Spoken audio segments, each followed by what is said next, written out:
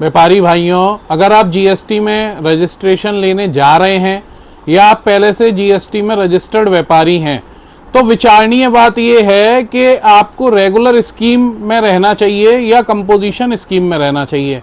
मैं आपको इन दोनों का अंतर बताता हूं कि कोई भी व्यापारी जीएसटी में रेगुलर व्यापारी हो सकता है, मगर कंपोजिशन व्यापारी होने के लिए उसकी सालाना टर्नओवर 1.5 करोड़ से कम हो और कुछ स्टेट में 75 लाख से कम हो। रेगुलर व्यापारी को आईटीसी का बेनिफिट मिलता है, कंपोजिशन व्यापारी को आईटीसी का बेनिफिट नहीं मिलता है। रेगुलर व्यापारी को अपनी जो रिटर्न है वो क्वार्टरली और मंथली बेसिस पे जीएसटीआर 1 और 3B के रूप में और एनुअल रिटर्न के रूप में 9 और 9C के द्वारा भरनी पड़ती हैं। कंपोजिशन व्यापारी को CMP 08 के द्वारा अपनी क्वार्टरली रिटर्न भरनी होती है और जीएसटीआर 4 में उसको अपनी एक एनुअल रिटर्न भरनी होती है। रेगुलर व्यापारी के लिए जो टैक्स रेट है वो 5, 12, 18, 28 है। कंपोजिशन व्यापारी के लिए अगर वो ट्रेडर है तो 1% टैक्स है, मैन्युफैक्चरर है तो 2% है, और अगर वो रेस्टोरेंट ओनर है तो 5% का टैक्स उसको सरकार को देना होता है।